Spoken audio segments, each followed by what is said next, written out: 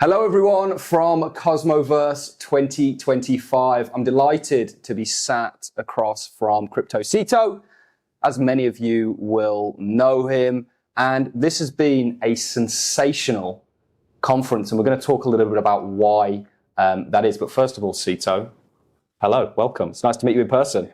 Yeah, likewise. It's great to see you, the crew, and the setup. It's great, and yeah, thanks for the kind intro. No, and thank you. You've made all this possible. You've facilitated not just myself being able to interact with what is an evolving cryptocurrency space. We're here at Cosmoverse 2025 in the beautiful city of Split. Anybody that hasn't been here needs to come here. We were taking a look around the old city. Have you had a chance to check that out? I'm sure you have previously. Wow, Game of Thrones was filmed there. We all know about that. But, you know, this has just been an amazing experience. And some of the people that we've spoken to, you perhaps wouldn't expect to find at a crypto event. And the fact that they're here shows just how far this industry has came. We're talking about central banks, advisors to central banks. Maybe you can talk about how long you've been doing this for, how it kind of started in a kind of developer sort of more focused manner to how we're now introducing central banks. You're introducing central banks to the conversation. Yeah, I mean, like I told you before we hit record, like in 2021, when I started Cosmoverse, it was a very grassroots developer event, you know, very geeky, very nerdy, a lot of black hoodies running around. Now, you know, we're all dressed up. I mean, I'm not in a suit, but 4 years earlier, I was wearing just crypto shirts as well. But I think crypto is definitely changing as an industry. We had 4 central banks on site here in Split. And as you mentioned, even though Split, I think for some people, it's definitely not as much of a crypto hub as New York, Singapore, Dubai, Hong Kong.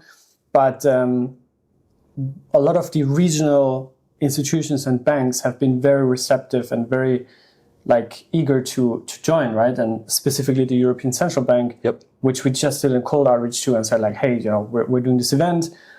They surely did their background check on us, on our event, on our track record.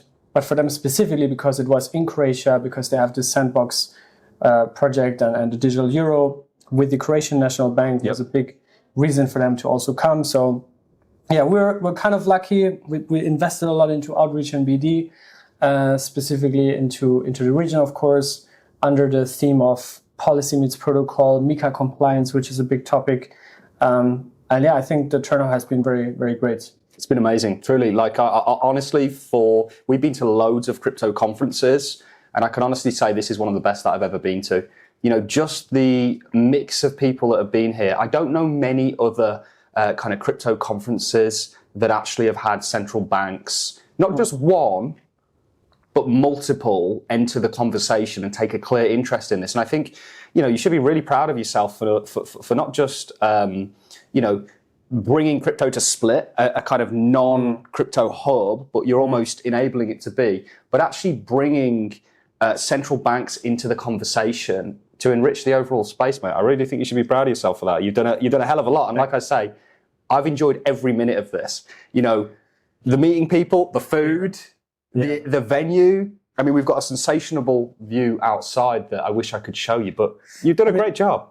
I've been to Split many, many times. I mean, ever since I was a child, because my dad is actually is Croatian. So I've been here a lot as a tourist, as a traveler. And I never thought that we would do a conference here. But when I saw this venue specifically and the layout of the conference rooms and everything, I said, well, this is like, if we ever do it here, it has to be in this building. And like you said, the venue does a lot for itself, creating this vibe and creating this atmosphere, which is also very important for me with customers, is to also always make sure it's a hotel venue. All the delegates, speakers, sponsors, they all have the opportunity to stay at the hotel, because it also creates a different vibe. You know, if you have everything on site, if you bump into a central banker at breakfast, which I literally did this morning. I was just ordering eggs, and then next to me was Maximilian Pfeiffer from the Austrian National Bank. It's like, oh, how you sleep? All good. If you start your day like that in a 3-day conference, it makes things a lot more productive, a lot more personal. And then, I think that is also something that maybe sets us apart from other events that are usually at conference centers or congress halls, where it's a lot colder environment. So we really invest a lot into creating that warm atmosphere. Yeah, I think you've done a wonderful job. Like I say, I've actually not just heard you tell that story of literally bumping into a central bank or bumping into a policymaker. I've actually heard a lot of the attendees here share a similar story. And I think, where else do you get to do that? I mean, for myself personally, I can honestly say, certainly in regards to Europe and how they're embracing the cryptocurrency space, I've learned more in 3 days than I probably have in the last few years. Literally, just from going and listening to the speakers, bumping into people, perhaps at breakfast, perhaps at lunch. And it's just been a truly amazing experience. And Cito, you obviously follow the space. You've been here for a hell of a long time. We both have, it's like dog years in crypto, right? 1 year is kind of 7 in the real world. How do you think this, space has evolved? You can talk about it from your perspective as putting these conferences on, but surely there's a real evolution here. It's mainstream. There's like crypto, and then there's Cosmos, right? Which is what we started with. Cosmoverse is also in the name, right? Like Cosmos there. So I think the broader industry is definitely moving more institutional. It's, with the approval of the ETFs in January 2024, that was a big stem of credibility. Now you're seeing tokenization of assets. BlackRock is entering the arena, all these big players, right? And I think that is a general trend that is in full swing. Cosmos, I think, specifically has always been very, very mid-curve, right? Curve, very tech-focused. It's a very builders-driven ecosystem. That's why I said earlier, like, the first edition was very, very developer-oriented. And we still have a lot of developers. Yes. And Cosmos is always a home for them, for Cosmos builders. And these ideals and concepts of Cosmos around sovereignty, around interoperability, around the app chain thesis, modularity. That's really what Cosmos pioneered, right, from a tech point of view. Now I think we're at a pivotal point where crypto and also Cosmos now are finally realizing that we also need to have business. Yes. Because you can build tech, but the tech can only carry you as far. Now you also need to start thinking about how do we turn this into sustainable revenue. Yep. And I think we're slowly waking up to this in Cosmos. Other ecosystems have done probably a better job at that. Solana with the kind of retail side of things. Hedera, which I know you're also covering a lot, and I've also been covering a while. And I'm also an investor into HBAR for quite some time. They have really captured a lot of the tokenization field. And I think in Cosmos, because it is structured and built in a way around these ideals and app chains and modularity, allows it to also adapt to different use cases, right? So that can be for tokenization of assets, but also real estate, different types of things. It can also be for more technical things like the EVM, evolution of the EVM or Bitcoin, right? Which is also why we structure the conference by tracks. Yep. So we are Cosmoverse, but we are segmenting everything into those fields, right? And this year, factoring in where we are, Europe, MiCA, which is a very hot topic right now.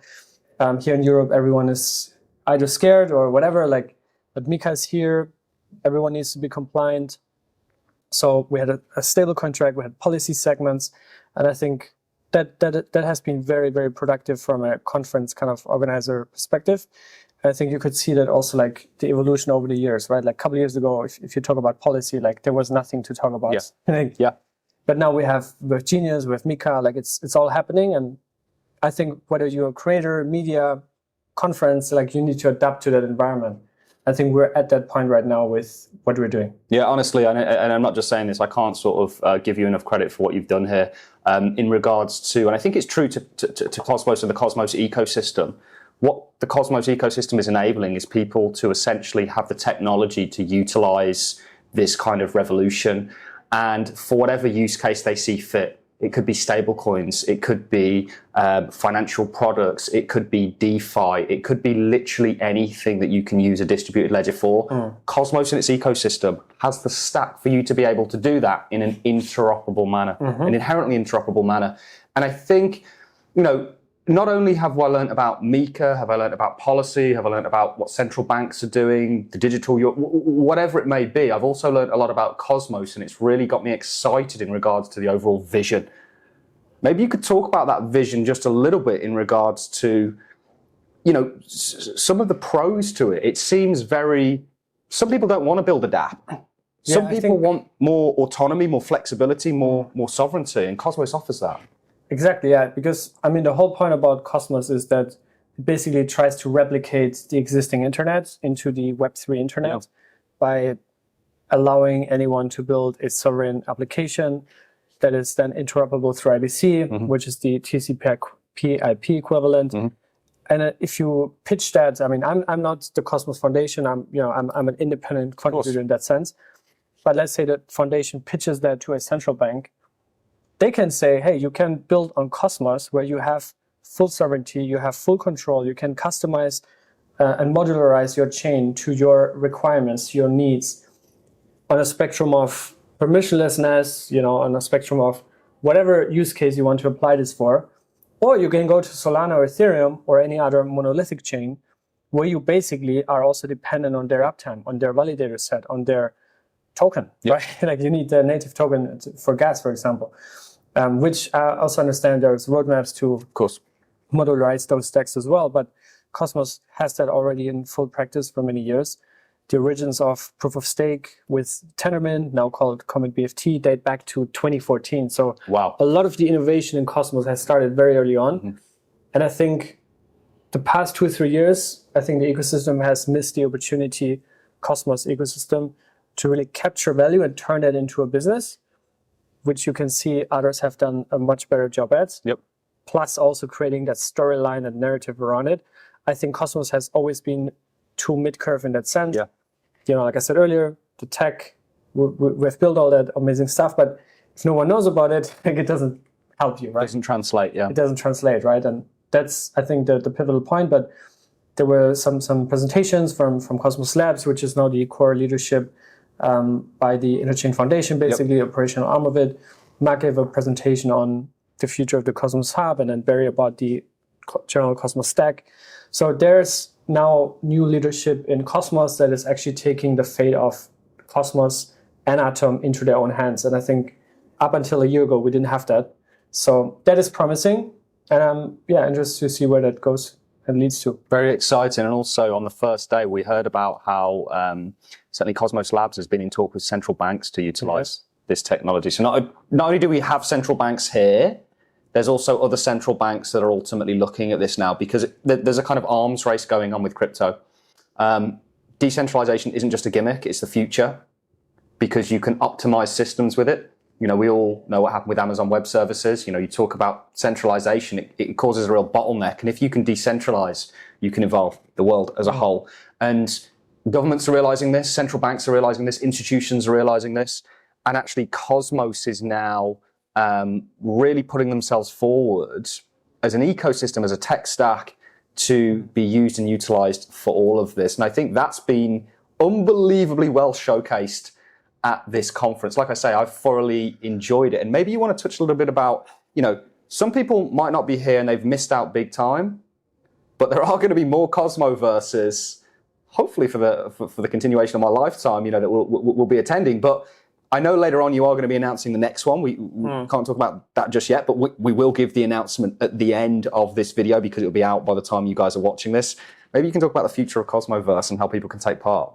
Yeah, I mean, Cosmoverse so far has always been in a different country, basically different continent. Started in Lisbon in 2021. Then we did Medellin, Colombia in 2022, which was for me the GOAT conference ever. That was just also the location and everything. Istanbul 23, last year Dubai, this year in Split.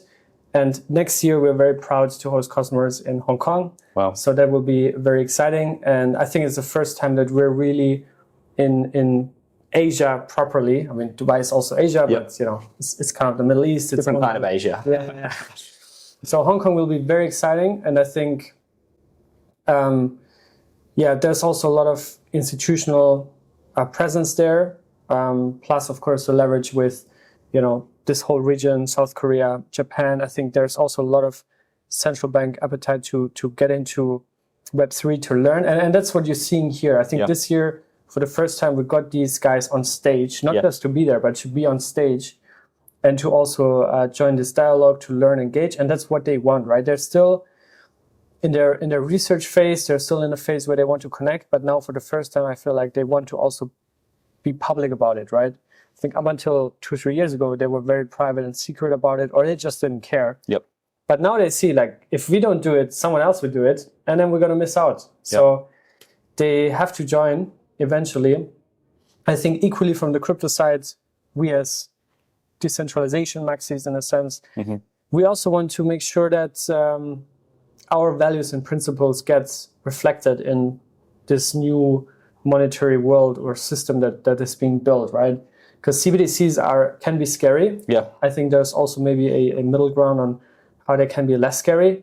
But it's going to be interesting. And I think for some of you that want to see, for example, the perspective of the European Central Bank, we had a panel on the first day. Amazing. That was very interesting, also from the point of view that it shows really the thinking of a large central bank and some of the values that are not aligned with our values. Yep. But I think that's the kind of platform we want to have here, and those conversations we want to have, opinions to clash, collide, and hopefully we can play a little role in impacting their roadmap as well. Yep. To consider certain things. But yeah, I think someone said it yesterday or here at the conference that like the digital euro is not coming before 2029. It's not here with us right now. Crypto is here, Bitcoin is here. It's on mainnet for how long? Too long. 15 years or something.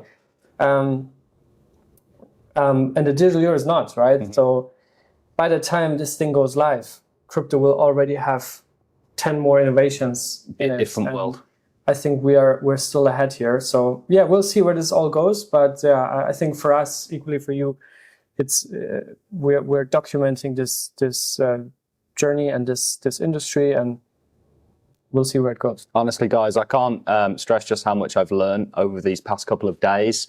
There was a lot of misconceptions even I had in regards to what's happening in Europe with policymakers, with central banks, that were literally all cleared up here, and I'm all the better for it. Not only have I had the beautiful experience of coming to Split, enjoying the conference, meeting good people like Cito here, I've also gained a hell of a lot from it from a knowledge point of view, and the networking has been absolutely amazing. We're going to leave links to where you can follow Cosmoverse. You can look out for the next one. I'm sure I'm going to be there. And of course, where you can follow our good friend Cito. So thank you very much, mate. I've really appreciated everything. Thank you. I appreciate it too. We are moving, ladies and gentlemen, to some very exciting announcements. I would love to welcome the team of Cosmoverse on stage. Who are they? Zach, Michael, and Roberto. Please give them a massive applause. Woo-hoo!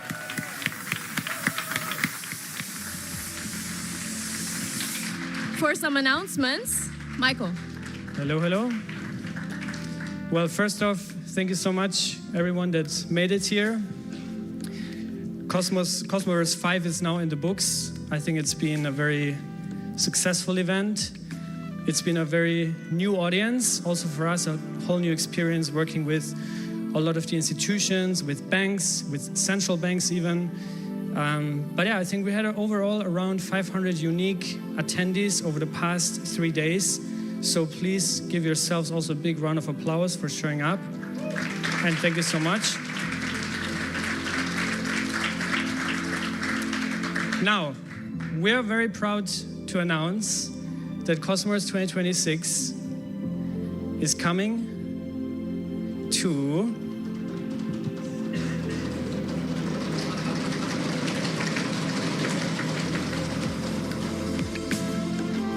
Hong Kong.